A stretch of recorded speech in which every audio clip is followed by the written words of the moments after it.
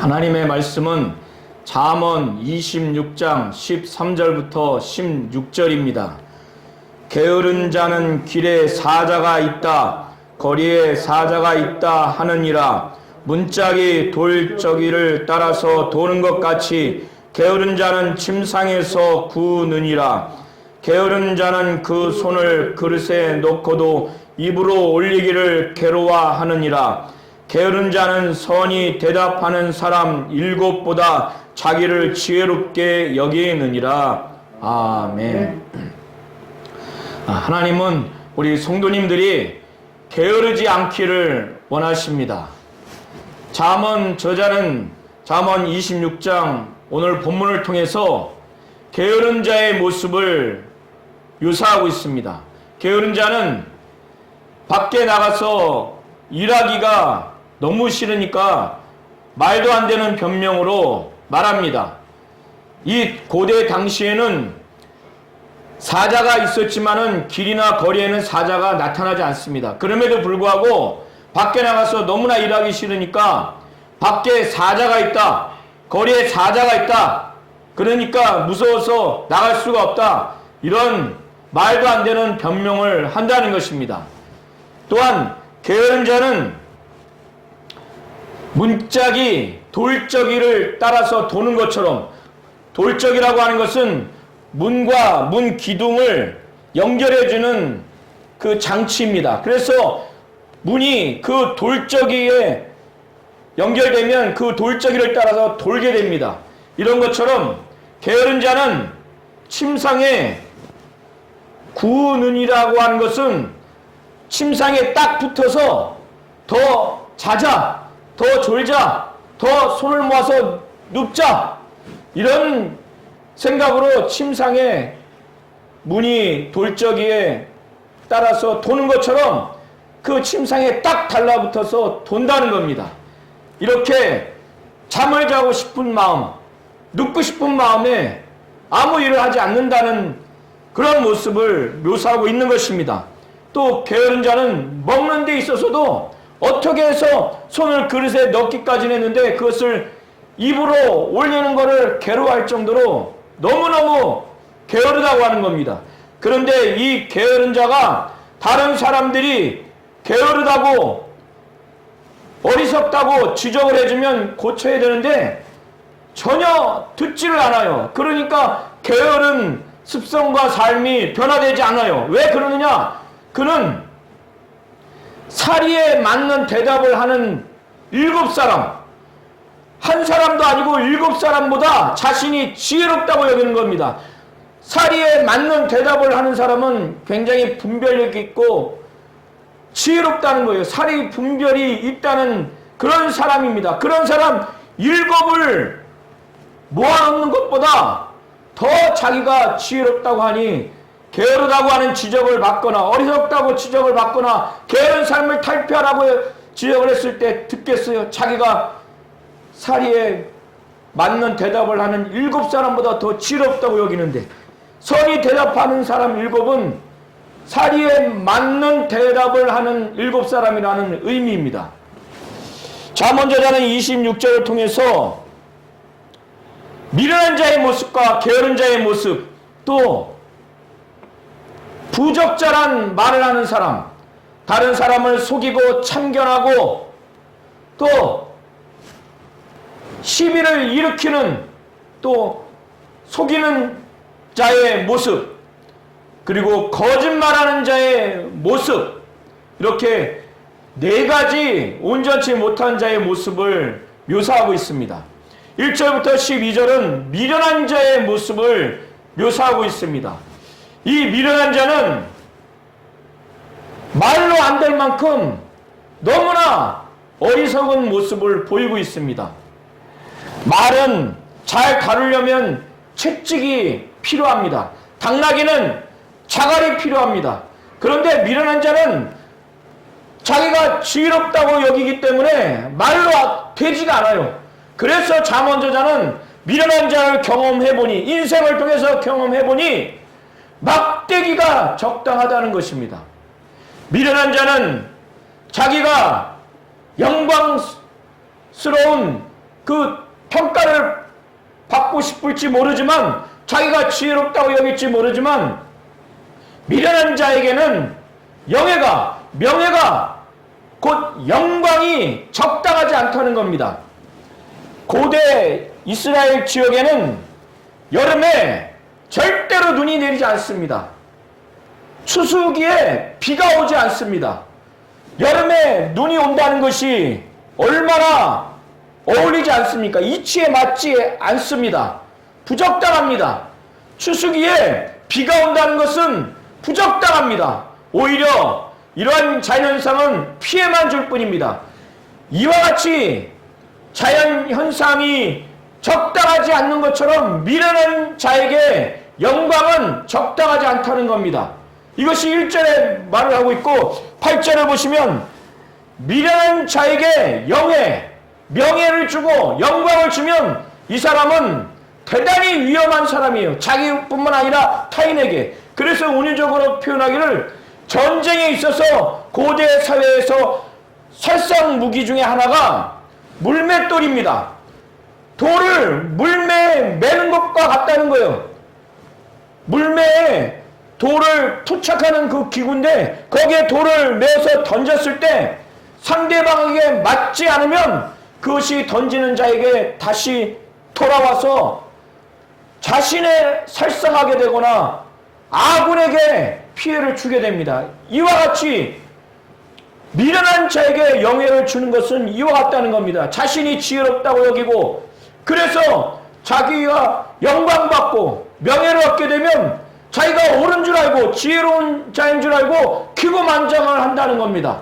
그렇게 되면 자기 자신뿐만 아니라 자기가 속한 공동체와 국가와 사회에 막대한 피해를 준다는 것입니다. 미련한 자는 어떻게 처신을 해야 되는 것에 대해서 4절과 5절이 나타내주고 있는데 미련한 자가 정말 어리석게 대할 때 그 어리석게 말하고 행동할 때 특별히 지혜로운 자가 이걸 어떻게 대해야 될지 자문자자는 미련한 자가 어리석게 말을 하게 되면은 그 어리석은 것을 따라서 대답을 하거나 또 대답을 하지 말라고 합니다. 이것이 모순되는 표현일 수 있지만은 지혜로운 자는 지혜로서 분별력 있게 판단력을 갖고 미련한 자가 어리석게 말을 하게 되면 그냥 분별력 없이 어리석은 것을 따라서 대답을 하게 되면 그 미련한 자와 같이 똑같게 되기 때문에 그것이 두렵다는 거예요. 자문자자는. 그래서 그럴 결과를 낳겠다는 예상을 하면 미련한 자의 어리석은 것을 따라서 대답하지 말라는 거예요. 그런데 반대로 미련한 자의 어리석음을 따라 대답을 하지 않게 됐을 때 그 미련한 자가 자신의 말이 지혜롭다 생각해서 자신이 지혜롭구나. 아무도 내 말에 응수하지 못하는 걸 보니까 내 말이 지혜롭고 내 자신이 지혜롭다 이렇게 여길 것이라 판단하면 그때는 그 미련한 자의 어리석음을 따라 대답을 하라는 겁니다. 또한 미련한 자에 대해서 어떻게 또 처신을 해야 되느냐. 미련한 자는 좋은 소식을 전하는 데 있어서도 또 어떤 일을 하는 데 있어서도 그를 사용하지 말라는 겁니다. 고용하지 말라는 거예요. 이것이 얼마나 큰 피해를 주느냐. 6절과 10절이 이것을 나타내고 있습니다. 미련한 자를 소식을 전하는 그것, 기별하는 것에 미련한 자를 통해서 그 편을 통해서 소식을 전하면 이 미련한 자가 보내는 자의 그 전달하는 내용을 인식하고 그 의도를 알아야 되는데 이 미련한 자는 그것을 충분히 이해하지 못할 수도 있고 오히려 그걸 왜곡할 수도 있고 그래서 상대방, 소식을 받는 상대방이 전혀 다르게 그 소식을 받게 돼서 화가 생긴다는 겁니다. 그거를 운유적으로 표현하기를 마치 보내는 자의 발이 잘라지는, 베어지는 그런 형국이 된다는 겁니다. 그리고 해를 받는 것처럼, 이것은 폭력을 마시는 것처럼, 보내는 자에게 폭력을 마시는 것 같은 그런 의미입니다. 원어적으로. 이렇게 미련한 자의 편을 통해서 기별을 하는 것은 이런 결과를 맺는다는 거예요. 10절에 아무리 사장이 장인이라 할지라도 미련한 자를 고용하는 것은 길에 다니는 장인도 아니고 장인 정신도 없는, 정확하게 파악하지도 않고 길가에 다니는 사람을 무턱대고 고용하는 것과 똑같다는 거예요. 그런 사람을 고용하게 되면 어떻게 됩니까? 장인이 작품이 나와야 되는데 그런 일을 도울 수 없을 뿐더러 오히려 그 작품에 방해가 되는 꼴이 된다는 겁니다. 그래서 미련한 자를 통해서 소식을 전하는 데 있어서도 사용하지 말고, 또 장인이 아무리 그가 많은 온갖 것을 만들 수 있는 능력이 있다 할지라도 미련한 자를 사용하지 말라는 것입니다. 이렇게 미련한 자의 그 처신과 그것을 어떻게 대해야 하는지, 그리고 미련한 자를 사신과 고용인으로도 대하지 말라고 하는 이유가 무엇이냐? 그것은 11절에 나와 있습니다. 개가 토한 것을 다시 먹는다는 겁니다. 얼마나 이것이 정말 역겨운 그런 모습입니까? 이것처럼 미련한 자는 아무리 얘기를 해도 미련한 것을 거듭 행한다는 거예요. 미련한 것을 거듭 행한다는 겁니다. 그런데 이 미련한 자보다 더 희망이 없는 자가 있어요. 차라리 이 미련한 자는 그래도 때려서라도 가르쳐서 지혜로운 자의 가능성을 좀 엿볼 수가 있을 텐데, 그래서 잠언저자는 12절에 말합니다. 미련한 자에게 오히려 바랄 것이 있다는 거예요. 희망이 있다는 거예요. 그런데 희망이 없고 바랄 것이 없는 자가 어떤 자냐? 자기 스스로 착각을 하고 있는 자, 자기 스스로 미련함이 가득하고 지혜가 없음에도 불구하고 스스로 지혜롭게 여기는 자가 오히려 미련한 자보다 더 희망이 없다는 거예요. 오히려 미련한 자에게 더 희망이 있다는 겁니다. 자기 스스로 교만해서, 거만해서 자기는 지혜롭다고 이렇게 말을 하는 자입니다. 2절을 보시면은 떠도는 참새가 있습니다. 날아다니는 새가 있어요. 참새가 떠도는 것처럼, 제비가 날아다니는 것처럼 그들이 다니는 흔적이 보이지 않죠.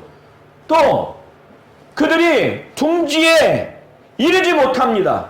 이런 것처럼 까닭없이 저주하는 그 저주는 이와 같이 그 저주가 이르지 못한다는 거예요. 임할 수 없다는 것을 말을 하고 있는 것입니다. 1절부터 12절을 통해서 미련한 자의 모습을 잠언저자는 묘사하면서 미련한 자에 대해서 어떻게 말을 하며 어떻게 처신을 해야 되는지 묘사하고 있습니다. 우리 모든 성도님들은 첫째는 미련한 자가 되면 안 됩니다. 거만한 자도 되면 안 됩니다. 하나님의 뜻대로 지혜를 전했을 때 어떠한 자를 통해서 전달을 받았든지 간에 그 지혜를 받아들일 수 있는 자가 되셔야 됩니다. 17절부터 22절의 내용을 보시기 바랍니다. 이것을 통해서 우리 자신이 완전히 변화받고 이러한 사람을 봤을 때 주의하시기 바랍니다. 부적절한 말을 함으로 인해서 또 처신을 함으로 인해서 좋지 못한 결과를 맺는 자들이 있습니다.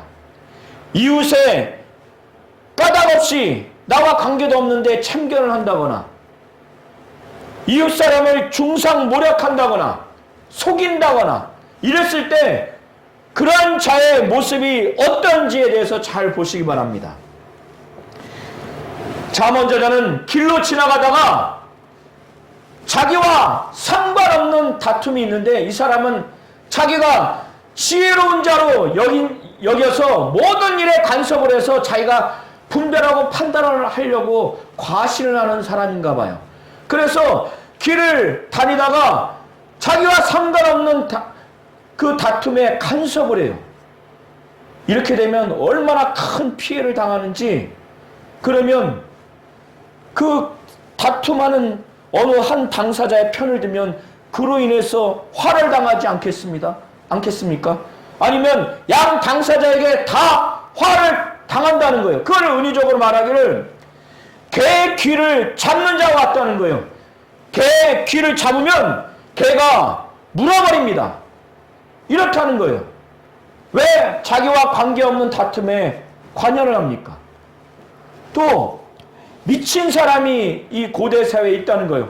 횃불을 던지고 화살을 쏘아서 아무 이유가 없는 사람을 죽이는 사람이에요. 이 사람은 미친 사람이죠. 오늘날도 까닭없이 이렇게 사람을 살상하는 사람이 있습니다. 이 미친 사람이라는 거예요. 이렇게 미친 사람과 똑같은 사람이 어떤 사람이냐? 이웃 사람을 말로 속여요. 속여서 이웃 사람을 피해를 주고 자기가 이득을 보는 사람이에요. 그런데 그렇게 속여놓고 말하기를 내가 희롱하였노라 이렇게 말한다는 거예요. 이 말은 무슨 의미냐? 그냥 웃자고 농담한 거야. 웃자고 그냥 이렇게 유머한 거야. 속여서 자기는 이득을 취하고 다른 사람은 피해를 줘놓고 나중에 이렇게 말하는 사람은 마치 횃불을 던지고 화살을 쏘아서 아무 용거 없고 이유 없는 그런 선량한 사람을 죽이는 미친 사람과 같다는 것입니다. 그리고 이 말쟁이, 여기서 말쟁이는 불평불만을 하거나 다른 사람을 중상모략하는 사람입니다. 이런 사람은 어떤 모임에 있거나 공동체에 있으면은 늘 이 사람 때문에 싸움이 생겨요. 다툼이 생깁니다. 그래서 이 사람만 없어지면 싸움이 없어져요. 이것은 마치 은유적으로 표현하기를 불타는 곳에 나무를 불로 붙여서 불을 지피다가 나무가 타면, 나무가 없어지면 어떻게 되죠? 불이 꺼집니다. 그런 것처럼 말쟁이, 불평불만하고 다툼을 하는 자가 아주 싸우기를 좋아하는 사람, 그런 사람이 없어지면 다툼이 쉰다는 거예요. 그 순간에 다툼이 없어진다는 겁니다. 그리고 다툼을 좋아하는 자는 시비를 막 일으켜요. 숯불 위에 숯불을 얹으면 어떻게 됩니까? 그 화력이 막 더 일으켜집니다. 그리고 타는 불에 나무를 더 거기다 넣으면 어떻게 됩니까? 더 활활 탑니다. 불이 막 더 일으켜져요. 다툼을 좋아하는 자가 시비가 붙었잖아요. 이 사람이 거기 가면 시비가 더 막 일으켜집니다. 더 붙어요. 시비가 없는데 다툼을 좋아하는 사람이 가면 다툼이 막 일으켜진다는 겁니다. 잠언 저자는 이것을 말하고 있습니다. 22절에 남의 말하기를 좋아하는 자의 말은 별식과 같아서 뱃속 깊은 데로 내려간다는 겁니다. 별식은 정말 아주 식욕을 돋굽니다. 그래서 빨리 그것을 먹고 싶어하고 그걸 먹는 즉시 뱃속으로 막 빨리빨리 내려가고 뱃속 깊이 내려간다는 겁니다. 이것처럼 남의 말을 좋아하는 자, 여기서 남의 말을 좋아하는 자는 중상모략하는 자라는 겁니다. 다른 사람을 비평하고 비방하고 거짓말하고 모해하는, 이렇게 남의 말을 좋아하는 자의 말은 기가 막히게 아주 사실처럼 말해요. 그 비방과 판단과 중상모략하는 말이 별식과 같이 아주 구미가 땡겨요. 아주 귀에 싹 들어오고 마음에 싹 들어와요. 그래서 그 듣는 사람의 마음과 생각과 말과 행동을 완전히 상처를 주고 다른 사람을 오해하게 만듭니다. 그래서 다른 사람에게 말로 부적절하게 처신하는 사람, 속이고 중상모략하고 다른 사람의 일에 자기와 관계도 없는데 간섭하는 자, 이런 자를 잘 보시고 이런 자가 또 되시면 안 되는 것입니다. 그래서 이런 자를 조심하고 이런 자가 되지 말라고 잠언 저자는 17절부터 22절을 통해서 이와 같은 자의 모습을 묘사하고 있는 것입니다. 23절부터 28절은 거짓말하는 자의 모습을 묘사하고 있습니다. 거짓말하는 자, 특별히 24절에 보면 감정 있는 자는 원수입니다. 원수. 23절에 보면 마음에 남을 속이는 마음을 갖고 있는 사람이 있어요. 마음에 악한 마음, 곧 다른 사람에 대한 미움의 마음이 있는데 이 사람은 다른 사람과 원수지간이에요. 그런데 이 사람은 마음에 그 악함을 이 입술로는 표출하지 않아요. 그걸 속입니다. 마음을 속여요. 미움이 있는데, 이 악함이 있는데 자기의 이익을 위해서 그렇게 했죠. 23절에 온유한 입술은 온유해요. 부드럽고 아주 반짝반짝한 번지르르해 그럴듯한 입술로 그렇게 속입니다. 그런데 마음에는 악이 가득해요. 악한 마음을 갖고 있어요.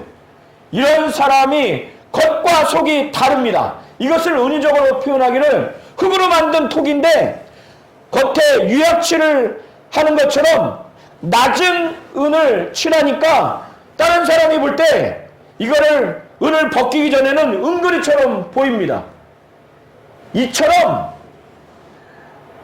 속에는 악이 가득하면서 악한 마음을 품고 있으면서 겉으로는 온유한 입술, 부드러운 입술, 아주 반짝반짝한 입술로 말을 하는 사람을 이렇게 은유적으로 표현하는 것입니다. 이것을 구체적으로 24절부터 표현하기를 감정 있는 자, 곧 원수는 입술로 꾸민다는 거예요.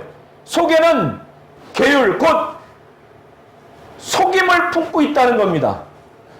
상대방과 원수지간인 이 원수가 겉으로는 속인다는 거예요. 꾸민다는 겁니다. 그러니까 상대가 말이 정말 부드럽네, 말이 아주 청산유수네, 번쩍번쩍이네, 말이 좋아 보여.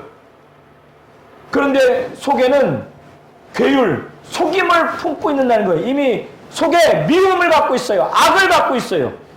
그래서 잠언저자는 25절 이하로 표현하기를 그 말이 좋을지라도 믿지 말라. 그 믿지 말아야 하는 이유는 그 마음에 7가지 가증한 것이 있다는 거예요. 7가지. 그래서 그 말에 아무리 좋다 할지라도 믿지 말라고 하는 겁니다. 26절에 게을러 그 감정을 감출지라도 악이 회중 앞에 드러난다는 겁니다. 속임으로 그 악을, 미움을 감추고 악을 감춘다 할지라도 그 미움의 악을 감춘다 할지라도 그 악은 결국 많은 사람들 앞에서 다 드러나게 된다는 거예요. 이렇게 거짓말하는 자는 어떤 결과를 맺는지에 대해서 28절에 묘사를 하고 있습니다. 그에 앞서 27절에 이렇게 말로써 거짓을 행하고 다른 사람에게 해를 끼치는 이러한 악한 자의 그 결과가 하나님은 인과응보의 결과를 주신다는 겁니다. 그것은 함정을 파는 자는 그것에 다른 사람을 빠지도록 할 텐데 자기가 빠진다는 거예요. 그리고 큰 돌을 굴려서 죽이려고 하는 그 사람은 그 큰 돌을 굴렸을 때 도리어 자기가 그 돌에 치이게 된다는 것입니다. 이렇게 거짓말하는 자는 그 거짓말하는 자가 그 거짓말로 인해서 상대방을 해했을 때 자기의 그 해한 자를 미워한다는 거예요. 미워하기 때문에 거짓말을 하는 것이죠. 사랑한다면 그 상대방에게 거짓말을 할 수가 없죠. 그리고 속에도 없는 상대방에게 칭찬하는 말을 아첨이라고 합니다. 특별히 조직의 리더에게 충신하는 조력자들이 이럴 가능성이 있죠. 그런데 이렇게 아첨하는 입, 거짓말하는 입은 결국 패망하게 될 거라는 겁니다. 패망을 일으킨다는 거예요. 상대방뿐만 아니라 자기 자신에게, 더 나아가서는 그 조직과 공동체에게 패망을 일으킨다는 것입니다. 그래서 28절에 이렇게 거짓말하는 자의 결국이 어떤지에 대해서 잠언 저자는 말씀을 전하고 있습니다. 하나님은 우리 성도님들이 정말 하나님의 뜻대로 하나님의 열심으로 열심내는 부지런하고 성실한 자가 되기를 원합니다. 게으른 자가 되지 않기를 원하는 겁니다. 이와 같은 자가 되시기를 예수의 이름으로 축원합니다.